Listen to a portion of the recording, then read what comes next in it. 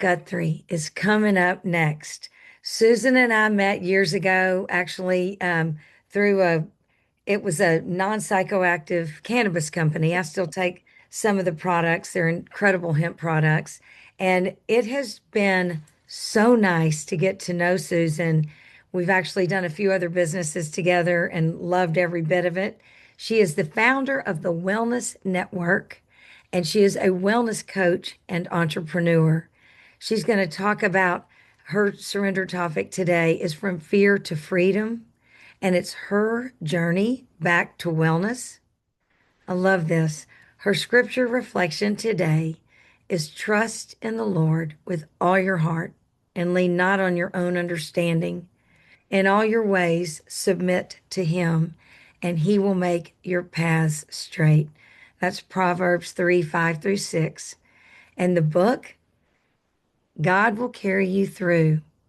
It's Encouragement for Tough Times by Max Lucado. And oh my gosh, and she has a word today she shares with us, and that's to thrive. Welcome, Barbara. Barbara.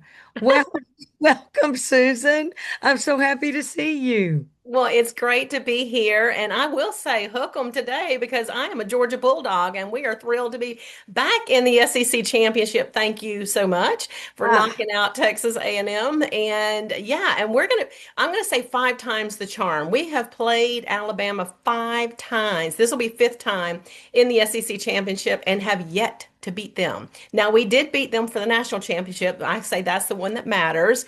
But we're thrilled to be able to go back again, and this time we're going to get them. We're going to take down the Roll Tide Elephants.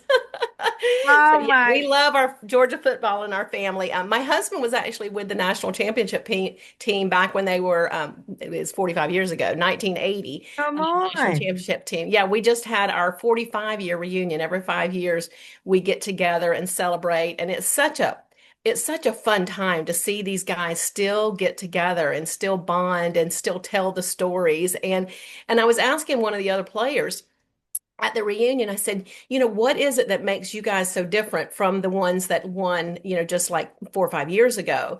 And the thing is, these guys, they all stayed in the same dorm together. They lived together. So anybody who's a Bulldog fan, my husband's roommate was the quarterback back then, Buck Bellew. They grew up down the street from each other in Valdosta.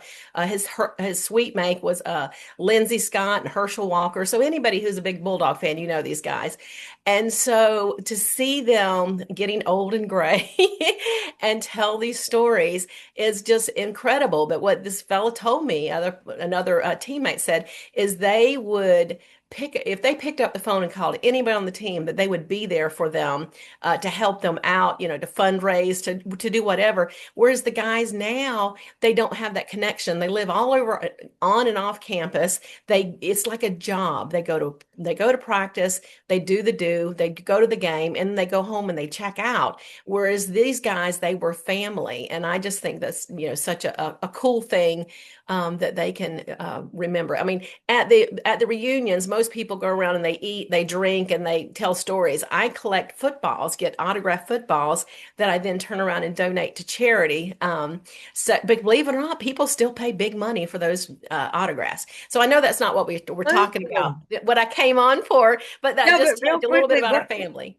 what position did your husband play? Actually, he in high school he was an offensive lineman, but at Georgia he was a manager. He was the only guy on the team that had a full ride scholarship to be a manager. And my son was offered the same thing, guys, 30 years later.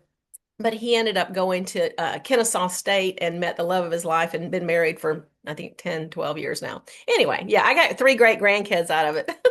Oh, I love that. And you know what? What? I have such respect for athletes anyway, Oh, but yeah. those that play college and I mean, that's It's anyway, it's a whole new world now. I feel very bad for the cool. coaches because they don't have the loyalty that they did back in the day.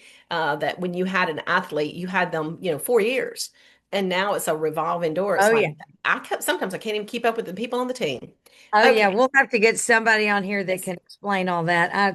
I don't know if I love it or not, but anyway, it's yeah, all very exciting. Susan, yes, yes. okay, we've got to this I surrender know. Rein thing me was in. such an amazing, yeah, I know. And I love it because you have so Such great energy. You do have such a great story that you're sharing with us today. And it was your road back to wellness. And I know that there are many joining us today that are on the road back to wellness. And I know we should all be on that road, staying as well as we can, etc. Share with us a little bit about your surrender journey, where you've seen God in this journey.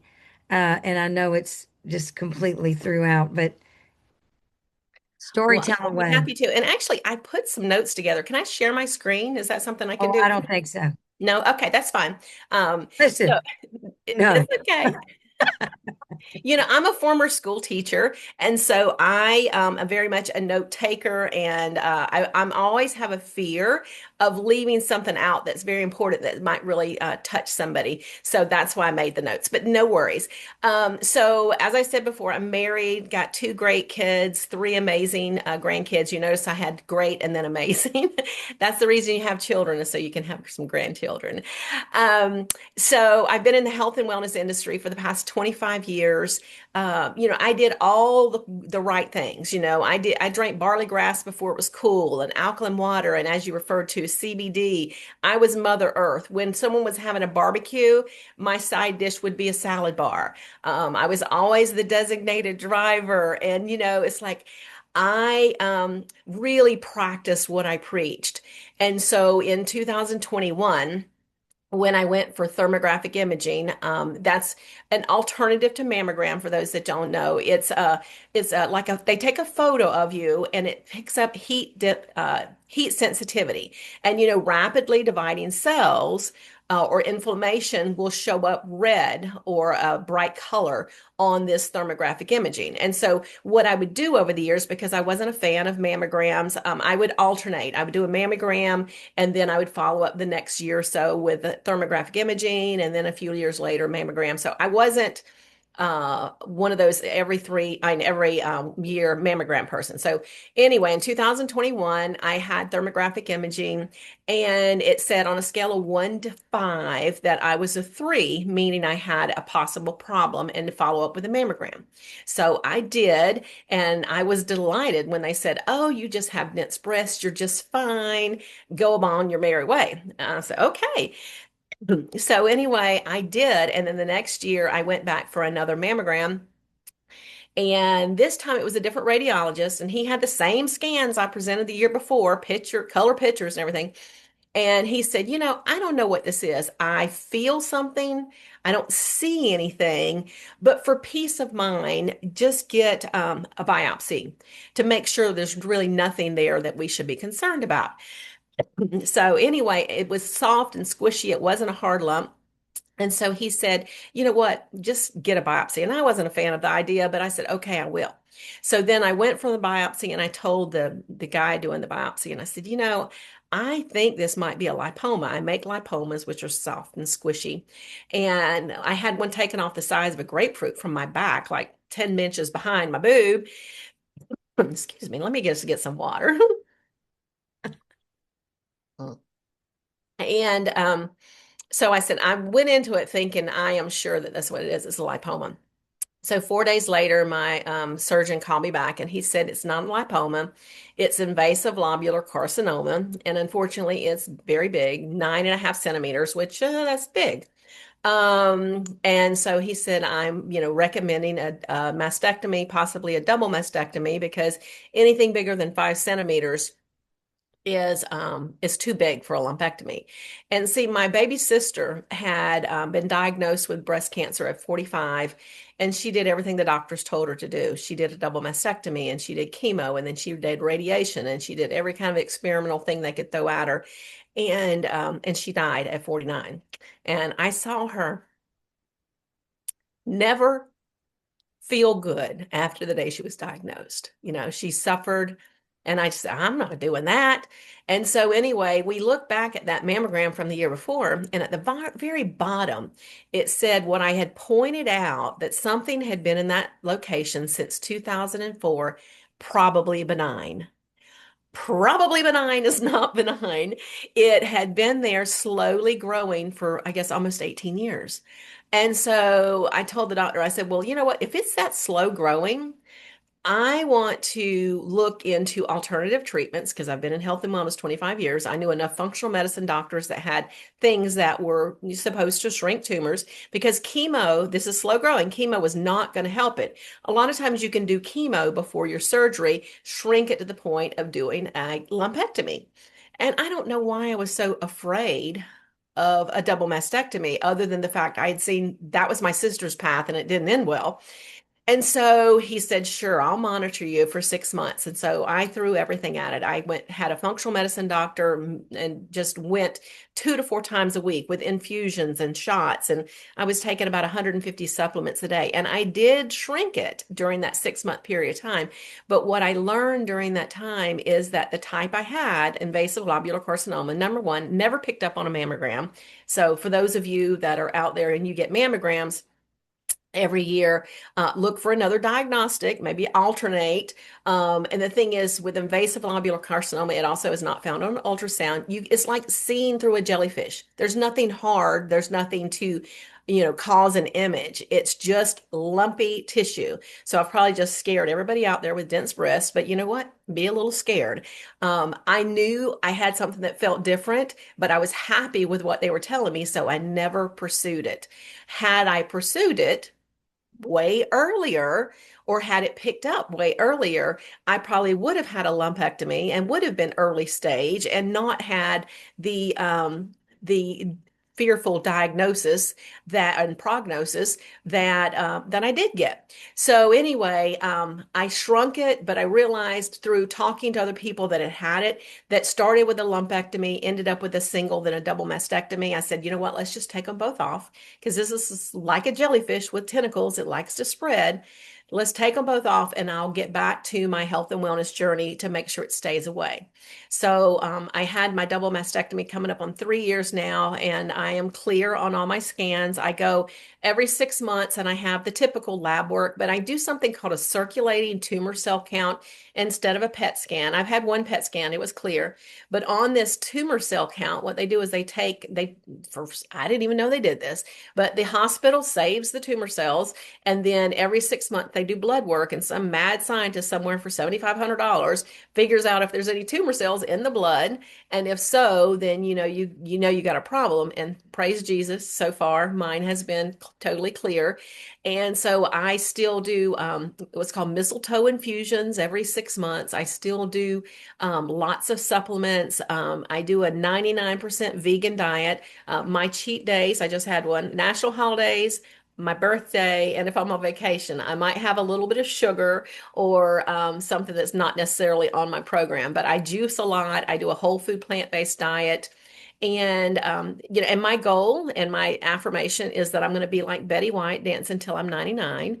And my oncologist, when I said no, I choose not to do.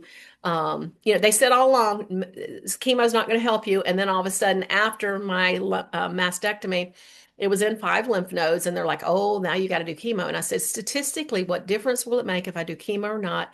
And they said 5%. And I said, I'm not going to ruin my immune system for 5%.